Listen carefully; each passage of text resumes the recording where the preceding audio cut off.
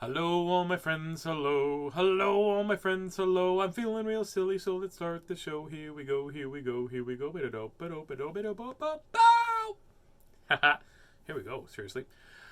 Yeah, I was gone for a few days because I had some gigs, and then I had Sunday was family day, and then I had my gosh, was it Friday when I read last? I guess so. After the big storm, Friday, and then I had my show Saturday. I had Sunday off, and I had my show yesterday, and then tomorrow. So starting tomorrow, I'm going to be in Kelowna. So I'll be in Kelowna, but the organizers have said that I can read the books. They will give me a chance to read the books because it'll be 5:30 there and 7:30 here. So they have not scheduled me on stage until later. So I will try my best to read books to you from Kelowna. It'll sound farther away. Instead of sounding like this, it'll sound like this, farther away. Haha. By the way, welcome to Tazzy Read Stuff, where I, Tazzy, read stuff, all kinds of stuff. That's what we're doing. Sometimes I can find books, and sometimes I cannot find books. That's what I've been talking about. Just gonna turn off my phone because it's important. Guess what time I have to wake up tomorrow, Miss Christie? 4 o'clock in the morning, Miss Christie. I have to be up at 4 o'clock in the morning. That's what Oh, Miss Christie's here, by the way, everybody. Say hi, Miss Christie. They already know you were here, though. That's okay. I don't mind having to get up early to go do a gig. Have to catch a flight. I have to fly from here to Calgary to Kelowna. I'm going to see Tim Nutt and Lars Callio and some other fine comedians. Norm Shaw is going to be there. Remember Norm? Norm came over to our house one time, brought me a burger, interviewed me. It was kind of cool. And then I'm going to see my buddy Lisa Lalonde as well, and go there and make people laugh. Say thank you very much to the firefighters that have been working very hard for the last few weeks because there's lots of fire. Yes, for sure.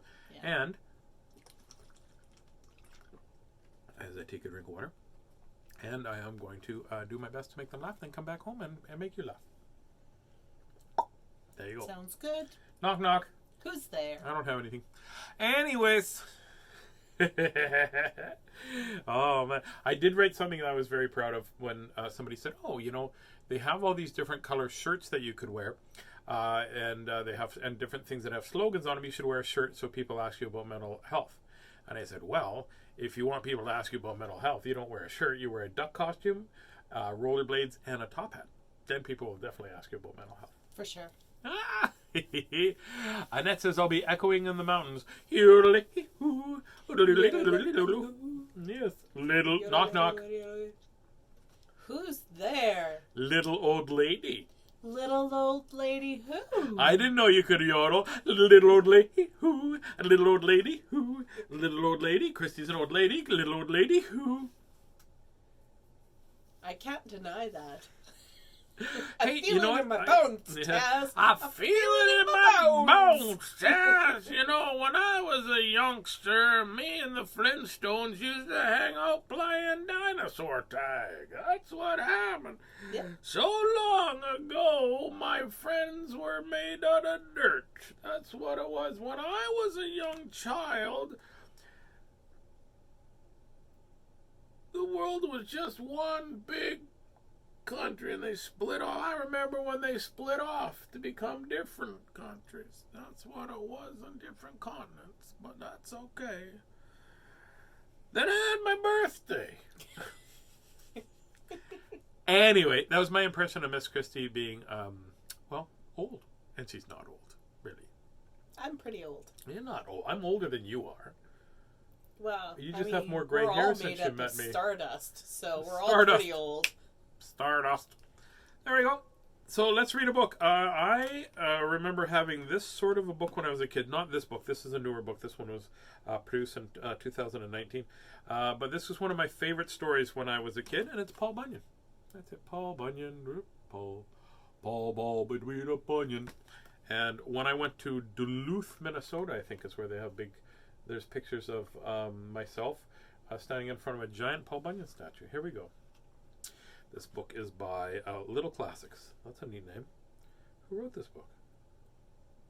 Text by Catherine Eves. Oh, okay. This was printed in Italy, and it's for Canada. That's kind of cool. There we go, Paul Bunyan. A long time ago, there was a baby so big it took not one, but 5 storks to deliver it to his parents. The arrival of the big baby caused quite a stir in the small coastal Maine town, for no one had ever seen a baby of such an epic size before. That's a big baby. That's a big baby right there. So they're saying, hey, stop the car, look at the big baby. The baby's proud parents named him Paul Bunyan. Now, it's true that babies grow quickly, but Paul grew faster than any baby. He was always hungry, ate a large amount of food, and just after 1 week, Paul was so large, he was already wearing his father's clothes. That's growing fast. Either he was a large baby or had a very small father. Maybe a little bit from both. A little bit of column A, a little bit of from column B. Who knows? One night, when the ocean was peaceful and everybody in the town was nestled snugly in their beds, Paul drifted off to sleep as well. Unfortunately, Paul moved around quite a bit in his sleep. In fact, he rolled around in his sleep so many times that night, he caused an earthquake. Uh-oh. Sometimes you cause an earthquake when you move around. And I warn people, like, I try to do my alarm.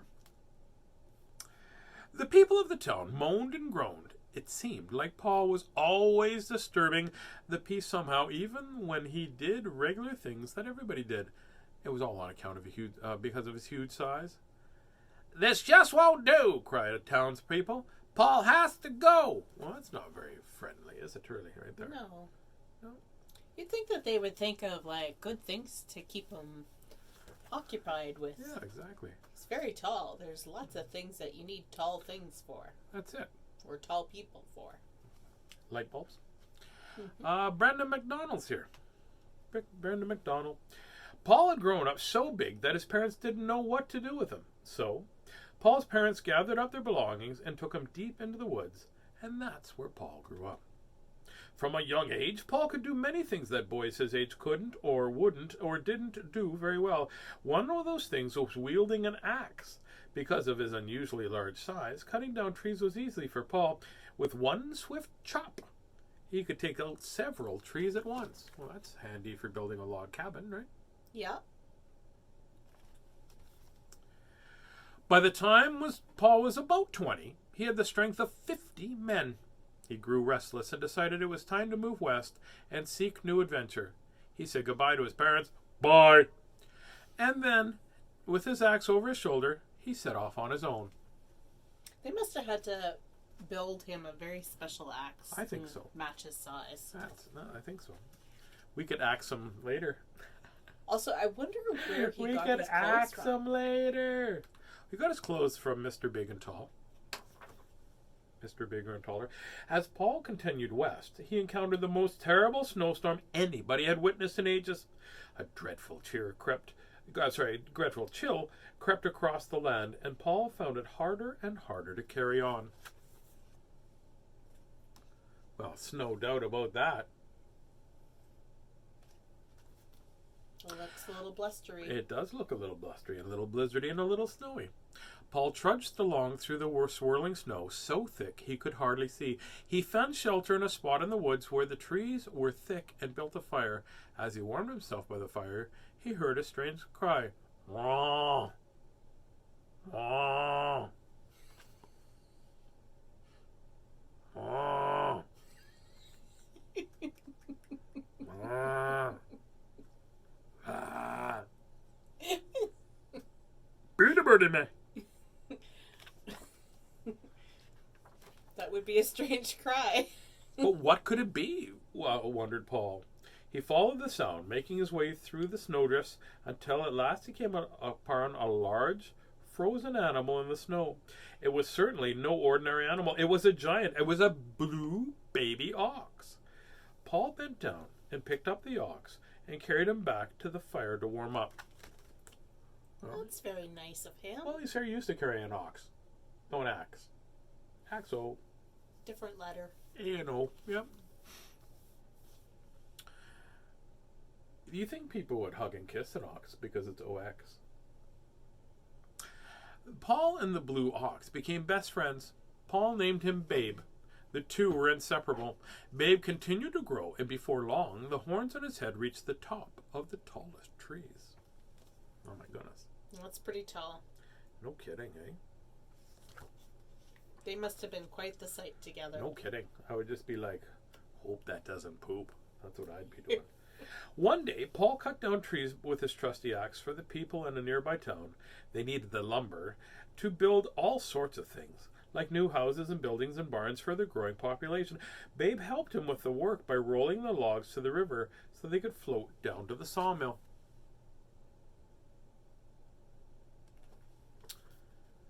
This gave Paul an idea. He and Babe could be traveling lumberjacks. That way, they could see the country and help people out along the way. They were already a great team. Then, when they arrived at their first logging camp, the lumberjacks were certainly surprised. They had never seen a giant man and an ox before. They probably oxed a lot of questions. No bull. They might have asked a lot of questions. I said that joke earlier already, though. So I was just recycling.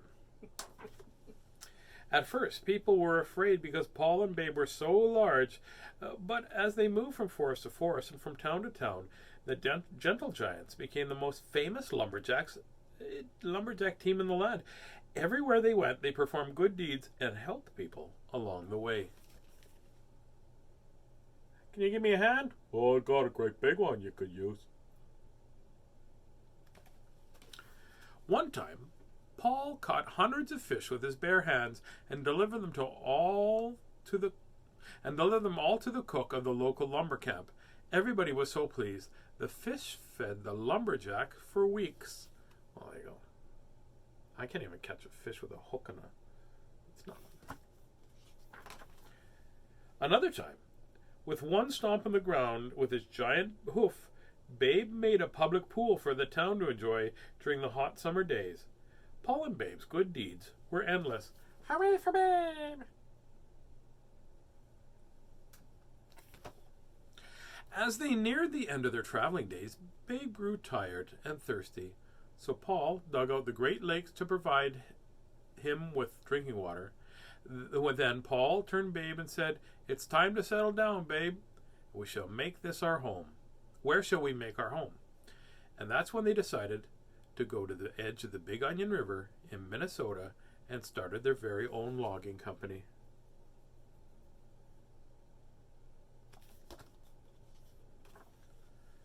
Paul spread the word that they were looking for lumberjacks to work in the logging camp. Thousands of men traveled from far and wide for a chance to work with Paul and Babe. Paul hired hundreds of lumberjacks, but the men he liked to work with the best were the biggest and strongest of the bunch. They came to be known as the 7 Axemen, and each was named Elmer, so that Paul called their name, they'd all come running at once. Well, that's convenient. No kidding. Very efficient. They were very close together. They there you go. They were glued together. That's where they came up with the name Elmer's Glue. That's science. That's not science. I think so. Yeah. The Lucy, the purple cow, produced... Okay, I don't know where the purple cow came from, but here we go. Lucy, the purple cow, produced all the camp's dairy products. The camp's cook, Sourdough Sam, used her milk, along with other ingredients, of course, to make the logging camp specialty, pancakes. The lumberjacks were very happy men and could eat dozens of pancakes in one sitting. I don't think it's fair that they just brought in a purple cow for no reason. Where did the purple cow come from? Probably a purple mommy and a purple daddy, or a red mommy and a blue daddy. Oh, no. That's purple. I catch my fish at the fish market. They don't like me standing at the edge and just putting my hook in there. They had such large appetites and ate so much that something had to be done. So Paul turned to Ole Olofsson, the master blacksmith, who had especially crafted Babe's giant shoes. Ole, a man made a giant iron griddle so that Sam could cook a whole bunch of pancakes at once to fill up the hungry lumberjacks' bellies. I think this is a whole bunch of stories jammed into one little book. Maybe. Yeah. It looks like he's using a shovel. It is. Let's say that looks like he's That's what it looks like. Paul and Babe's logging company lasted for many, many years. It became the biggest logging company in the world. But it was not without a few snags along the way. Mosquitoes were a problem at the camp, and lumberjacks were getting bitten all over. Paul had to do something. These are actual photographs of the mosquitoes here in Winnipeg, actually.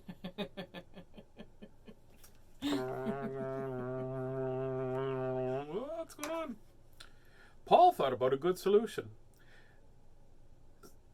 Paul thought a good solution would be to bring in big bees to chase the mosquitoes away. But the bees and the mosquitoes married each other. The problem only got worse. Uh-oh. Oh boy.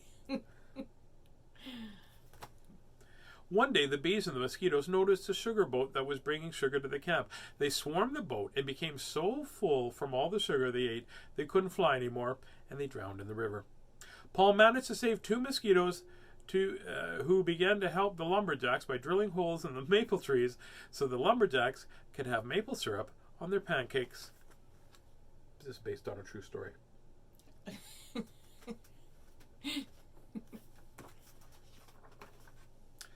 Now the lumber company is gone, but what about Paul and Babe?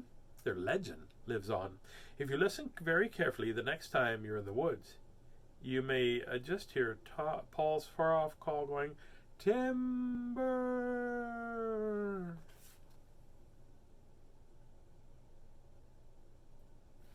That's what my mom used to say when she was cold. Yeah. Timber. Do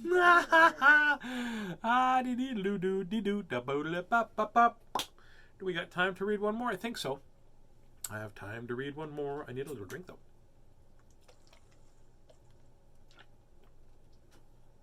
There we go. Here is a book called Guess How Much I Love You, the pop-up edition, Miss Christie. Ooh, pop-up. That'll be interesting. There we go. Whoops. Little Nuthound Bear Hare. We'll start again. Sometimes my brain goes, what do you want to say now? And I'll say, I'd like to say the word hare. And it's like, okay, little nut brown microwave. This doesn't make any sense, really. Little Nut Brown Hare, who was going to bed, held very tight onto Big Nut Brown Hare's very long ears. He wanted to be sure that Big Nut Brown Hare was listening. Guess how much I love you, he said. Oh, I don't think I could guess that, said Big Nut Brown Hare, as the reader hit himself in the face with the book. Did you get yourself with the I pop-up? did. I was like, sometimes I forget Just to be get on my way. careful. The pop-ups can be surprising. That's it. This much, said Little Nut Brown Hare, stretching out his arms as wide as they could go. Let's see if these still work. I don't know if these work. Oh, that's cool.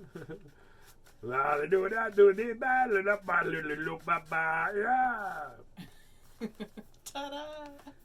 Big Nut Brown Hare had even longer arms.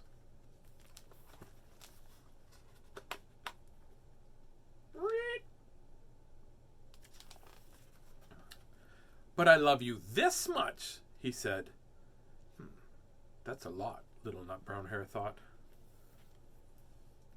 I love you as high as I can reach, said Little Nut Brown Hare. I don't know, this one looks like it might be broken. I got this book at a second-hand store. Yeah, this one's. Oh, that one's broken. It's just there. His hands will go way up there.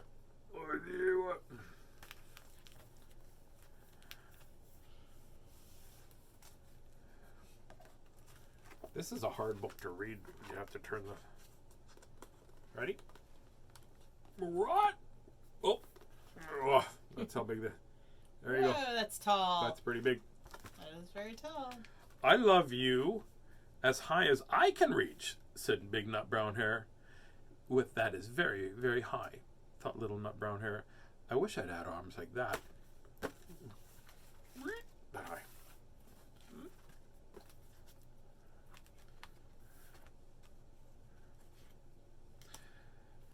Then Little Nut Brown Hare had a good idea. He tumbled upside down and reached up the tree trunk with his feet. I love you all the way to my toes, he said. Okay, so that's supposed to be like this. This is broken, but there you go, like that.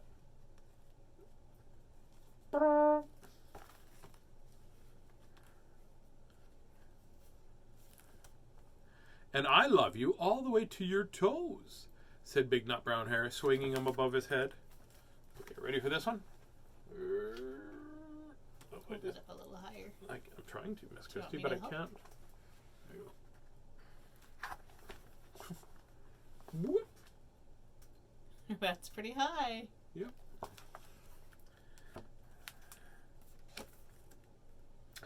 I love you as high as I can hop, laughed Little Nut Brown Hare, bouncing up and down.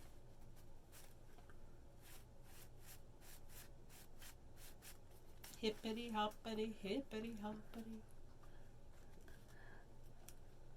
But I love you as high as I can hop, smiled the Big Nut Brown Hare, and he hopped so high that his ears touched the branches above. That's pretty good hopping, said Little Nut Brown Hare. I wish I could hop like that.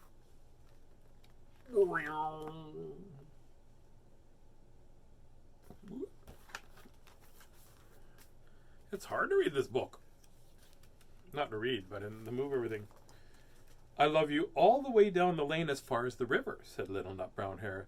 I love you across the river and over the hills, said Big Nut Brown Hare. There we go. Looks like maybe this is supposed to be there. Yeah. There you go.